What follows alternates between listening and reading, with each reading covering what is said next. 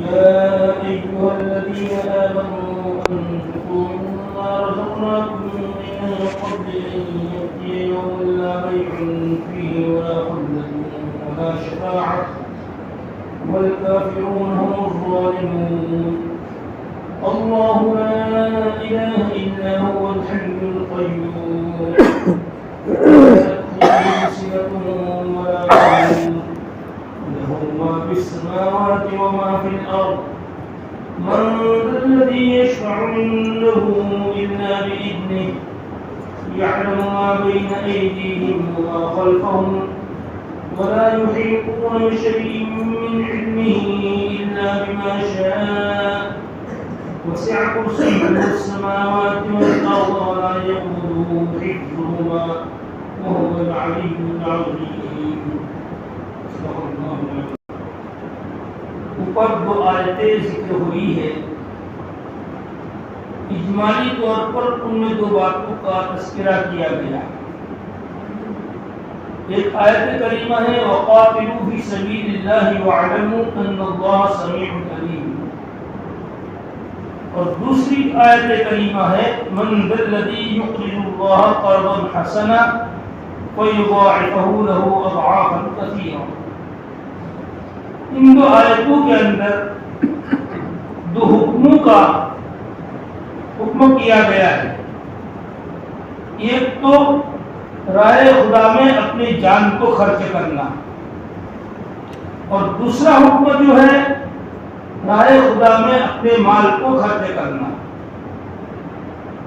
انسان پر چاہے عبادات ہو چاہے معاملات ہو، تو عبادات اور معاملات میں زیادہ طور پر جو خرچ ہوتا ہے وہ جان اور مال کی قربانی زیادہ لگتی ہے۔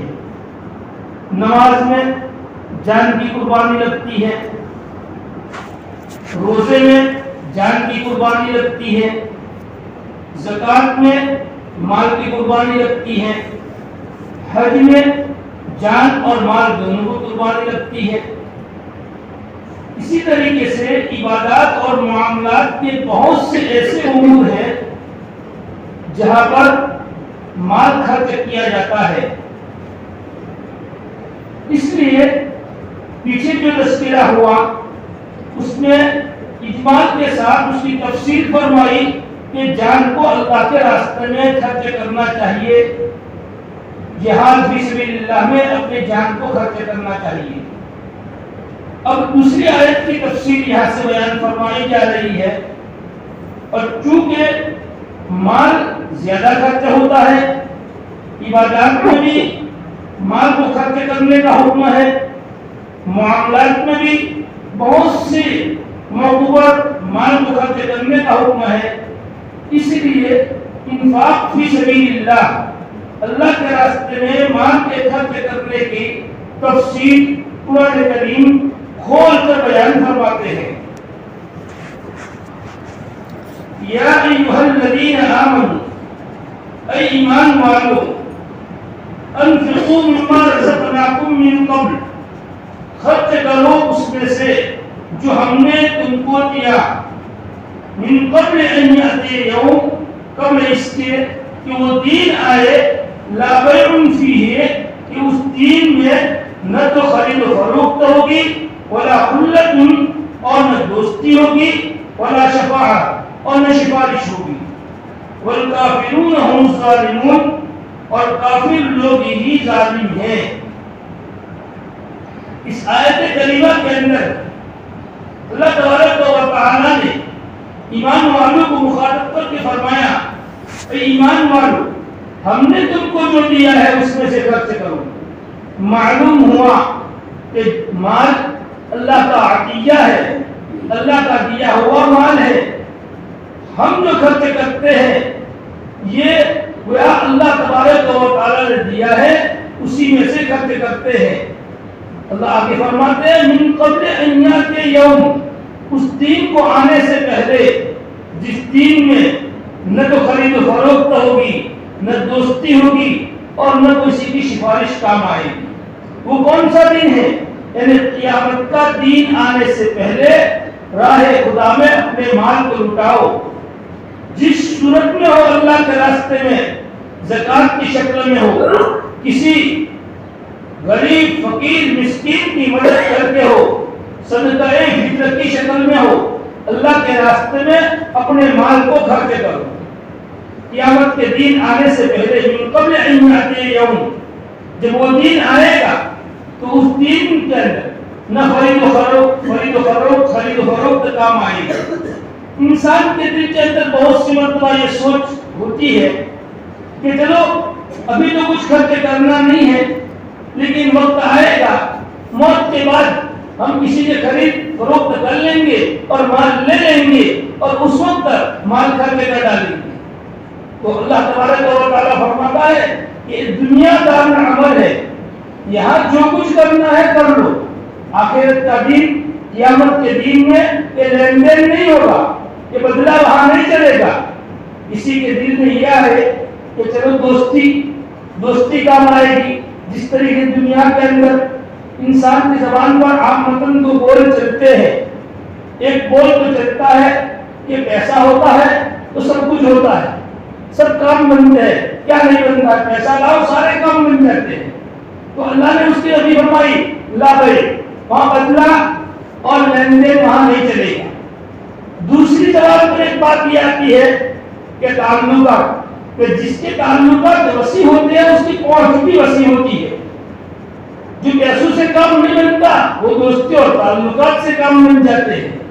تو اللہ تبارک و تعالیٰ نے اس کی بھی نفی فرمائی کہ وہاں دوستی بھی کام نہیں آئے گی، وہاں دوست ہوگا ہی نہیں، وہاں دوستی کام آئے گی۔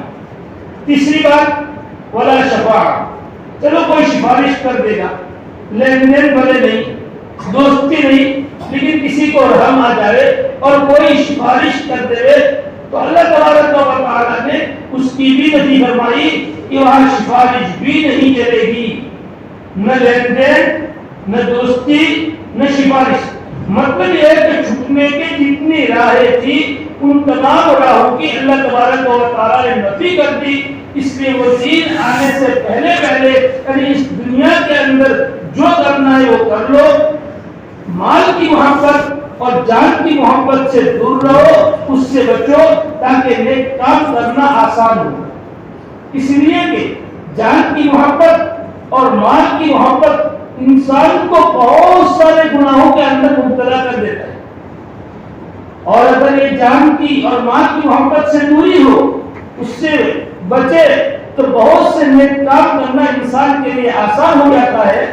اس لیے ان دونوں چیزوں کی محبتوں میں زیادہ نہیں رکھنا چاہیے، اس سے اپنے آپ کو دور رکھنا چاہیے، نہ حد سے زیادہ مال کی محبت، نہ حد سے زیادہ جان کی محبت۔ اس لیے کہ حد سے زیادہ جان کی محبت یہ بربادی تک پہنچاتا ہے اور حد سے زیادہ مال کی محبت ہلاکتی تک پہنچ جاتا ہے۔ اسی لیے اللہ کے راستے میں اگرچہ مشقت ہوگی، ناگواری گزرے گی، نفس پر بار اور بار لگے گا، لیکن پھر بھی اللہ تبارک و تعالیٰ کے راستے میں اگر خرچ کریں گے، راہ خدا میں صرف کریں گے مال کو، تو اللہ تبارک و تعالیٰ کی کتنی قیمت ہے اس کی، وہ قیمت خود اللہ تبارک و تعالیٰ آگے بیان فرماتے ہیں کہ راہ خدا میں صرف اور خرچ کرنے کی کتنی فضیلت اور کتنی قیمت ہے۔ آگے اللہ تبارک و تعالیٰ نے والکافرون هم الظالمون فرمایا کہ کافر لوگ ظالم ہیں۔ ایمان والوں کی نظریں اللہ تبارک و تعالیٰ ایمان والوں کا امتحان لیتا ہے، ایمان والوں کو اللہ تبارک و تعالیٰ آزماتا ہے۔ واللہ یقبض ویبسط والیہ ترجعون، اللہ کبھی گھٹاتا بھی ہے، اللہ کبھی بڑھاتا بھی ہے، تو گھٹا کر بڑھا کر اللہ آزمائش کرتا ہے۔ تو ایمان والے جب کفار کو دیکھتے ہیں، غیر قوموں کو دیکھتے ہیں، ان کی گاڑیوں کو دیکھتے ہیں، ان کے مال کو دیکھتے ہیں، تو رائے ٹپکتی ہے کیا یہ اللہ کے منکر ہے، اللہ تبارک و تعالیٰ کے احکام پر عمل نہیں، نہ نماز پڑھتے ہیں، نہ روزے رکھتے ہیں، نہ اللہ کو پکارتے ہیں، کچھ بھی نہیں، اور ان کے پاس اتنی ساری دنیا، ان کے بنگلوں کو دیکھ کر رائے کرتا ہے، ان کی گاڑیوں کو دیکھ کر رائے کرتا ہے، ان کی مال و متا کو دیکھ کر رائے کرتا ہے۔ دیکھو اللہ تبارک و تعالیٰ نے جو کچھ دیا ہے ان کو دنیا کے اندر دیا ہے، اور وہ مال کا حق ادا نہیں کرتے۔ جان کا حق ادا نہیں کرتے. اللہ تبارک و تعالی نے فرمایا والکافرون هم الظالمون. لہذا کافروں کو دیکھ کر راز نہ ڈٹکاؤ، یہ لوگ تو ظالم ہیں، یہ لوگ اللہ کے راستے میں اپنے مال کو خرچ نہ کر کے، ایمان نہ لا کر اور مال کو خرچ نہ کر کے، یہ لوگ ظالم اور اپنا ہی نقصان کرتے ہیں. اور اگر کفر کا اصطلاحی معنی اگر نہ لیا جائے اور کفر کا لغوی معنی لیا جائے، جیسا کہ اللہ غزالی رحمۃ اللہ علیہ نے لیا ہے والکافرون هم الظالمون، یعنی انکار کرنے والے، اس چیز کا انکار کرنے والے، زکات کا انکار کرنے والے، زکات نہ دینے والے. اللہ غزالی رحمۃ اللہ علیہ نے والکافرون سے مراد زکات نہ دینے والوں کو مراد دیا ہے کہ یہاں اس سے مراد زکات نہ دینے والے، کیونکہ اللہ تبارک و تعالیٰ نے یہ فرمایا کہ ہم نے جو کچھ دیا ہے اس میں سے تم خرچ کرو، اور خرچ کرنے کا سب سے بڑا محل اگر کوئی انسان پر ہے اور ایمان والے پر ہے تو وہ زکات ہے. زکات فرض ہے، یہ سب سے بڑا محل ہے. لہذا والکافرون هم الظالمون، اسی مناسبت سے اللہ غزالی رحمۃ اللہ علیہ فرماتے ہیں کہ زکات نہ دینے والے یہ ظالم ہیں، اپنی آخرت کو برباد کر رہے ہیں اور اپنی آخرت کو خراب کر رہے ہیں. ایک تو صراحتاً زکات کا انکار ہی کرتے ہیں، دوسرا کھلے طور پر زکات نہ نکالے، اور تیسرا زکات میں ہیرے اور بہانے کرنا، اللہ کو پھسلانا، اللہ کو دھوکہ دینا، یہ بھی چاہے زکات نہ دینے میں داخل ہے. سال پورا ہو جائے تو شوہر اپنا مال ایک دو دن پہلے بیوی کو سارا ہبہ اور بخشش کر دے، اور بیوی کے پاس ہے تو بیوی شوہر کو ہبہ اور بخشش کر دے.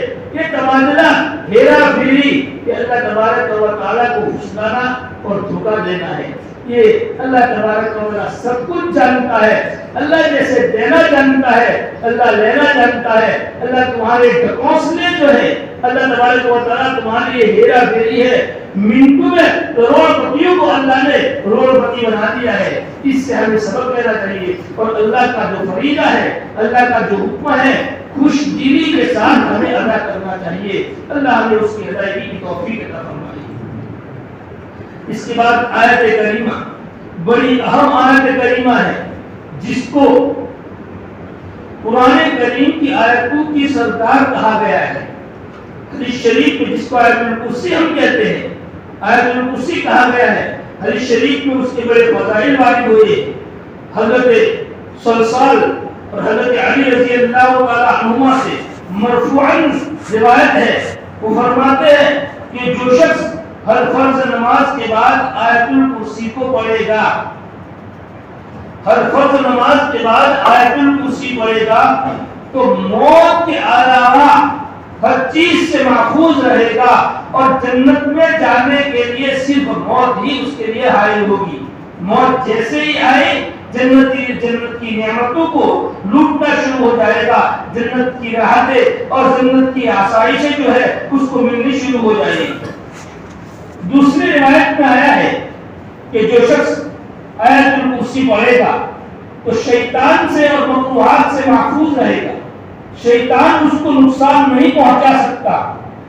حضرت ابو ہریرہ رضی اللہ تعالیٰ عنہ کی ایک روایت بخاری شریف میں ہے کہ اللہ کے رسول صلی اللہ علیہ وسلم نے حضرت ابو ہریرہ رضی اللہ تعالیٰ عنہ کو زکات کے اموال کی حفاظت کے لیے نگراں بنایا. حضرت ابو ہریرہ رضی اللہ تعالیٰ عنہ زکات کا اموال کا گلے کا جو بیگ تھا اس کی حفاظت کے لیے حضرت ابو ہریرہ سوئے ہوئے تھے، حفاظت کر رہے تھے. رات میں ایک چور شیطان چور کی شکل میں آیا اور آ کر گلے کا گھر بھرنے لگا، بھرنے لگا. حضرت ابو ہریرہ رضی اللہ تعالیٰ نے فوراً اس کا ہاتھ پکڑا. ہاتھ پکڑا کہ تمہیں اللہ کے رسول صلی اللہ علیہ وسلم کے پاس صبح لے کر جاؤں گا. تو اس نے منت و سماجت کی، کہا کہ میں عیالدار ہوں، مسکین ہوں، فقیر ہوں، حاجت مند ہوں، ضرورت مند ہوں، مجھے چھوڑ دو، میں کل نہیں آؤں گا. حضرت ابو ہریرہ رضی اللہ تعالیٰ عنہ نے اس کو چھوڑ دیا. صبح جب اللہ کے رسول صلی اللہ علیہ وسلم کی مجلس میں حضرت ابو ہریرہ حاضر ہوئے تو اللہ کے رسول صلی اللہ علیہ وسلم نے فرمایا ابو ہریرہ رات والے قیدی کا کیا ہو؟ تو حضرت ابو ہریرہ رضی اللہ تعالیٰ عنہ نے فرمایا کہ اللہ کے رسول وہ اس طریقے سے معافی مانگ رہا تھا اور منت سماعت کر رہا تھا، تو میں نے اس کو چھوڑ دیا جانے دیا۔ اللہ کے رسول نے فرمایا پھر وہ دوبارہ پھر آئے گا۔ اللہ کے رسول صلی اللہ علیہ وسلم نے کہا تو حضرت ابو ہریرہ کو یقین ہو گیا کہ یقین آئے کہ اللہ کے رسول نے فرمایا ہے۔ پھر دوسرے دن وہ آیا، جس دن حضرت ابو ہریرہ نے پکڑا، پھر وہی حال، وہ رونے لگا اور منت سماعت کرنے لگا۔ حضرت ابو ہریرہ نے پھر چھوڑ دیا۔ اللہ کے رسول صلی اللہ علیہ وسلم نے صبح جب حاضر ہوئے حضرت ابو ہریرہ پھر پوچھا، پھر وہی بات بتائی۔ اللہ کے رسول صلی اللہ علیہ وسلم نے فرمایا وہ تیسرے دن بھی آئے گا۔ تیسرے دن بھی حضرت ابو ہریرہ رضی اللہ تعالیٰ عنہ کو پکڑا کہ آج تو تجھے کسی حال میں چھوڑوں گا نہیں، تو وعدے کرتے رہا اور وعدہ خلافی کرتا رہا اور جھوٹ بولتا رہا کہ میں نہیں آؤں گا نہیں آؤں گا، آج تو تجھے چھوڑوں گا نہیں، اور اللہ کے رسول صلی اللہ علیہ وسلم کے پاس ضرور تجھ کو لے جاؤں گا۔ اس نے بہت منت سماعت کی۔ حضرت ابو ہریرہ نے کہا کہ نہیں، آج تو میں تجھے چھوڑنے والا نہیں ہوں۔ آج تو اللہ کے رسول کے دربار، شیطان بھی ڈرتا تھا کہ اللہ کے رسول کے دربار میں گیا تو ایک اللہ مرنا پڑے، اس لیے وہ بہت منت سماعت کی۔ آخر میں اس نے کہا کہ میں تم کو چند کلمات سکھاتا ہوں اور بتلاتا ہوں، تم مجھ کو چھوڑ دو۔ ابو ہریرہ کہا کہ ٹھیک ہے۔ تو اس نے شیطان نے آیت الکرسی سکھلائی کہ تم یہ کلمات پڑھ لو، شیطان کبھی بھی آئے گا نہیں۔ خود اس نے اپنا علاج اس نے خود حضرت ابو ہریرہ کو بتلایا۔ تیسرے دن جب اللہ کے رسول صلی اللہ علیہ وسلم کی خدمت اقدس میں حضرت ابو ہریرہ حاضر ہوئے تو اللہ کے رسول صلی اللہ علیہ وسلم کے ذریعہ فرمانے میں حضرت ابو ہریرہ نے سارا ماجرا سنا ہے۔ اللہ کے رسول صلی اللہ علیہ وسلم نے فرمایا کہ اس نے ٹھیک کہا اور سچ بات بتلائی ہے، تو بڑا جھوٹا لیکن یہ بات اس نے سچی بتلائی کہ آیت الکرسی پڑھنے والے تو شیطان اس کو اثر نہیں کر سکتا، اور شیطان جو ہے آیت الکرسی پڑھنے کے وجہ شیطان کے مکروہات سے، شیطان کے فتنوں سے، شیطان کے شرارتوں سے محفوظ ہے۔ اب بہت سے کے دلوں میں یہ بات آتی ہے کہ ہم روزانہ آیت الکرسی پڑھتے ہیں پھر بھی شیطان ہم پر حملے کرتا ہے، تو ہمارا یہ یقین نہیں ہونا ہے آیت الکرسی پر، ان آیتوں پر اور ان کلمات پر یقین کے ساتھ اگر کوئی شخص پڑھے گا تو کبھی بھی شیطان حملہ آور نہیں ہو سکتا ہے۔ اسی طریقے سے ہر طریقے کی شرارتوں سے شیطان، بلکہ ایک روایت میں یہاں تک ہے جس گھر میں آیت الکرسی سوتے وقت پڑھی گئی ہے اس گھر کو مکروہات سے اور شیاطین سے اور شرارتوں سے وہ گھر کو محفوظ ہوتا ہے۔ اس کے اڑوس پڑوس اور ارد گرد جتنے بھی گھر ہیں سارے گھر آیت الکرسی کے پڑھنے کی وجہ سے سارے گھر محفوظ ہو جاتے ہیں۔ اب یہ اتنی فضیلت کیوں ہے اس آیت کریمہ کی؟ اس آیت کریمہ کو قرآن کریم کی آیت کا سردار کیوں قرار دیا گیا ہے؟ اس لیے کہ اس آیت کریمہ میں اللہ تبارک و تعالیٰ کی ذات کی اور صفات کی توحید بیان کی ہے۔ پوری آیت ذات و صفات کی توحید سے بھری ہوئی ہے، اور جس آیت میں توحید کی اور صفات، ذات اور صفات کی توحید بیان کی گئی ہو وہ آیت بڑی فضیلت رکھتی ہے۔ اسی لیے تو سورہ اخلاص قل هو اللہ احد کی بڑی فضیلت آئی ہے، کیونکہ اس کے اندر بھی وہی ذات و صفات کو بیان فرمایا گیا ہے۔ اسی لیے یہ آیت کریمہ میں اللہ تبارک و تعالیٰ کی ذات و صفات، 10 ذات و صفات کو بیان فرمایا گیا ہے، پورا لبریز ذات و صفات کے ساتھ۔ اللہ لا الہ الا هو الحی القیوم، اللہ کہ اس کے سوا کوئی معبود نہیں، وہ زندہ ہے، سنبھالنے والا ہے۔ اللہ یہ ذاتی نام ہے اللہ تبارک و تعالیٰ، یعنی جو تمام خوبیوں کا مالک اور تمام نقائص سے پاک۔ اللہ کس کو کہتے ہیں؟ جو تمام خوبیوں کا مالک اور تمام عیوب اور نقائص سے پاک ہو وہی اللہ ہے، اور جو ذات ایسی ہو جو تمام خوبیوں کی مالک اور تمام نقائص سے اور تمام عیوب سے پاک ہو وہی ذات لا الہ الا ہو، وہی عبادت کے لائق ہے، معبود بننے کے لائق وہی ہے۔ جس کے اندر خوبیاں نہ ہو یا خوبیاں ہو اور کچھ خوبیاں ہو اور کچھ عیوب ہو، تو جس کے اندر کچھ عیوب ہو اور کچھ خوبیاں ہو ایسی ذات عبادت کے لائق نہیں ہے۔ اب ایسی ذات سوائے اللہ کے کوئی نہیں ہے جو تمام کی تمام خوبیوں کی مالک اور تمام کے تمام عیوب سے پاک۔ ایسی ذات صرف ایک اللہ کی ہے، اسی لیے عبادت اور پوجنے کے لائق بھی ایک اللہ ہے، اس کے سوا کوئی نہیں۔ الحی زندہ ہے، اللہ تبارک و تعالی ہمیشہ زندہ ہے، نہ کبھی آپ پر فنائیت طاری ہوئی ہے نہ ہوگی، آپ ہمیشہ سے ہیں اور ہمیشہ رہیں گے، آپ پر کبھی بھی موت طاری ہونے والی نہیں ہے۔ قیوم سنبھالنے والا ہے، جو خود زندہ اور جاوید ہو، جو اپنے بقا کے لیے کسی کا محتاج نہ ہو، جو خود باقی رہنے والا ہو اور اپنے بقا کے لیے کسی کا محتاج نہ ہو، ایسا عبادت کے لائق ہے۔ تو القیوم سنبھالنے والا، اور سنبھالنے والا وہی ہو سکتا ہے جو ہمیشہ سے ہے اور ہمیشہ رہے گا، جو زندہ ہے، جس پر کبھی موت طاری نہ ہو۔ جس پر موت طاری ہو یا اپنے زندہ رہنے کے لیے، اپنے باقی رہنے کے لیے دوسروں کا محتاج ہو، تو وہ دوسروں کو کیسے سہارا دے سکتا ہے، دوسروں کو کیسے سنبھال سکتا ہے؟ دوسروں کو وہی سنبھال سکتا ہے جو ہمیشہ سے ہے، جو زندہ ہے، جس پر کبھی موت طاری نہیں ہوتی۔ اسی لیے اللہ تبارک و تعالیٰ کے علاوہ کوئی قیوم نہیں ہو سکتا ہے۔ اس لیے جو اپنے بقا کے لیے سارے کے سارے مخلوق سوائے اللہ کے سب اپنی بقا کے لیے اللہ کی محتاج ہے، تو جو اپنی بقا کی محتاج ہے وہ دوسروں کے بقا کا سامان کیسے مہیا کر سکتا ہے؟ اللہ تبارک و تعالیٰ نہ خود محتاج ہے، نہ اپنے بقا کو محتاج ہے، خود زندہ ہے۔ اللہ تبارک و تعالیٰ اس سے دوسروں کے بقا کا سامان اللہ مہیا کر سکتا ہے۔ اسے قیوم اللہ کی صفت ہے، کسی انسان کی، کسی مخلوق کی صفت قیوم نہیں۔ اسی لیے ہمیں جب کسی کا نام عبد القیوم ہو تو قیوم نہیں کہنا چاہیے، بلکہ قیوم اگر کہیں گے، اگر نہیں لگائیں گے تو یہ گنہگار ہوں گے۔ اس لیے جس کا نام عبد القیوم ہو اس کو عبد القیوم کے نام سے پکارنا چاہیے۔ خالی قیوم یہ اللہ کی صفت ہے، اللہ کی صفت سے کسی کو پکارنا نہیں چاہیے۔ لا تأخذه سنة ولا نوم، نہ اس کو نیند اونگ پکڑتی ہے نہ نیند، نہیں اللہ کو اونگ بھی نہیں آتی اور نیند بھی نہیں آتی۔ یا سوال یہ ہو سکتا ہے کہ اونگ کی اور نیند کی نفی اس لیے کی کہ اللہ سب کو سنبھالنے والا ہے، سب کو سہارا دینے والا ہے، سب کا سہارا اللہ ہے، سب کو تھامنے والا اللہ ہے، آسمان کو تھامنے والا اللہ، زمین کو تھامنے والا اللہ، درخت اور پہاڑوں کو اور جتنی آسمان و زمین کے درمیان جتنی مخلوقات ہے ساروں کو سنبھالنے والا اور سہار دینے والا اور تھامنے والا جب اللہ ہے، اگر تھوڑی دیر کے لیے جھوکا آ جائے، تھوڑی دیر کے لیے نیند آ جائے تو سارا کا سارا گرام لے سے گر جائے۔